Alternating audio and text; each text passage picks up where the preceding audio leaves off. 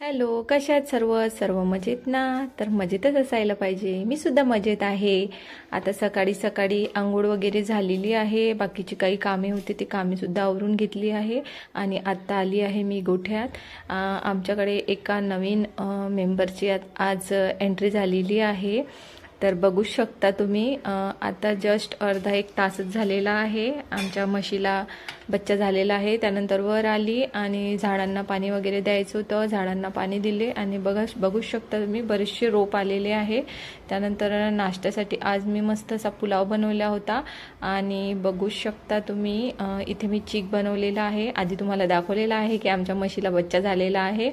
तर त्यांनी मग मला चीक बनवायसाठी दिलेलं आहे. याला खरवस सुद्धा म्हणतात आणि खरंच हे आरोग्यासाठी इतकं छान राहतं. तर तुम्हाला आजूबाजूला जिथे कुठे मिळेल तुम्ही नक्कीच याला खा, कारण याने इम्युनिटी पॉवर आपली भरपूर अशी वाढते आणि आपल्याला सहसा हे मिळत नाही, पण जेव्हाही कधी मिळालं तर आपण नक्कीच खायला पाहिजे. त्यानंतर मग आम्ही मस्त खाऊन घेतलं आणि आज बनवायची होती मला कटोल्याची भाजी. तर आता हे लास्टमध्येच आहे, म्हणजे आता याच्यानंतर नाही येतील. तर भाजी वगैरे बनवून घेतली आणि मला सवय आहे जेव्हा कधी मी स्वयंपाक वगैरे कामात राहते तेव्हा मस्त अशी सॉन्ग लावून देते आणि मस्त ऐकत ऐकत माझे कामं सुरू राहते.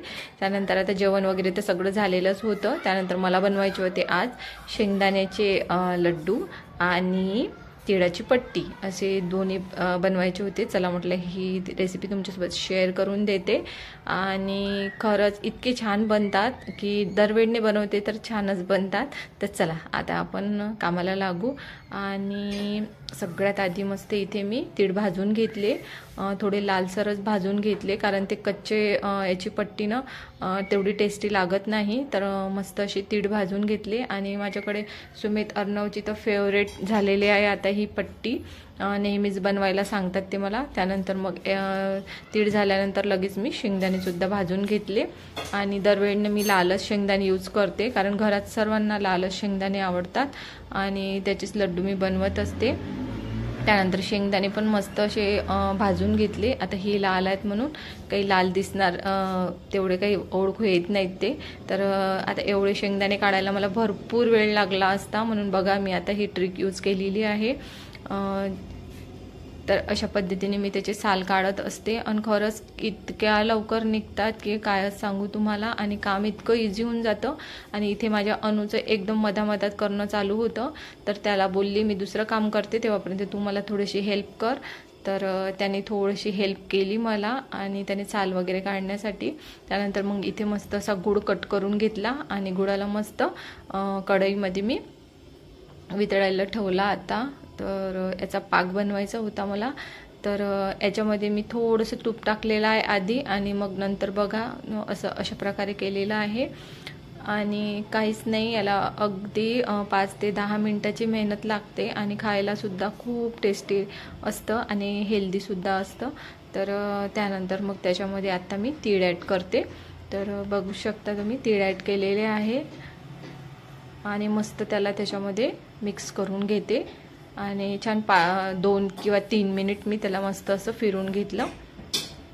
जास्त वेळ नाही होऊ देणार, कारण मग गूळ कसा लालसर येतो आणि मग त्याचा ना वेगळा स्मेल येतो, त्याच्यामुळे मग खायलासुद्धा तो असं जळका लागतो. म्हणून मग मी 2 ते 3 मिनिट याला असं फिरवून घेणार आहे आणि लगेच एका मोठ्या पातेल्यामध्ये याला काढून घेईल आणि त्यानंतर मग लगेच त्याची पट्टी रेडी होते. आणि मी बरेचदा बनवते, याच्या आधीसुद्धा मी तुमच्यासोबत ते रेसिपी शेअर केलेली आहे आणि आजसुद्धा शेअर करत आहे. तर बघा आता एका पातेल्यामध्ये मी याला आता प्लेटमध्ये पूर्ण असं त्याला पसरवून घेतलेलं आहे. आणि आता याची मी ना वडी नाही पाडणार आहे, डायरेक्टच हे सगळं मोठं याचं काढणार आहे मी आणि मग त्याचेच मी तुकडे करणार आहे. आणि आता शेंगदाण्याचे साल तर काढून झालेलेच होते. तर बघू शकता तुम्ही, आता मी याला मिक्सरमधून काढून घेत आहे.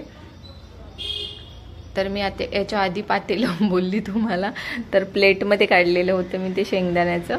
आणि आता बघू शकता हे सुद्धा मिक्सरमधून गूळ आणि शेंगदाणे काढून झालेले आहे आणि बघता बघता माझे लड्डूसुद्धा बांधून झालेले आहे. तर बघू शकता तुम्ही मस्त असे लड्डू डब्बाभर झालेले आहे. आणि इकडे बघा आता अशा प्रकारे ही माझी पट्टी रेडी झालेली आहे. तर कसा वाटला तुम्हाला आजचा व्हिडिओ नक्कीच कमेंट करून मला सांगा. आणि व्हिडिओला लाईक करायला विसरू नका, चॅनलला सबस्क्राईब करा आणि बेल आयकॉनचे बटन प्रेस करा. आणि ही रेसिपी तुम्ही नक्कीच ट्राय करा. तर तुम्ही बघू शकता थोडीशी जाडसर झालेली आहे आणि खायला सुद्धा खूप टेस्टी झालेली होती. तर चला आपण भेटू आता उद्या. तर असेच नवीन नवीन व्हिडिओ बघण्यासाठी मला सबस्क्राईब करायला विसरू नका आणि बघता बघता व्हिडिओला लाईकसुद्धा करून द्या. तर मी आता नवीन एक ब्लॉग घेऊन उद्या येणार. तेव्हापर्यंत बाय.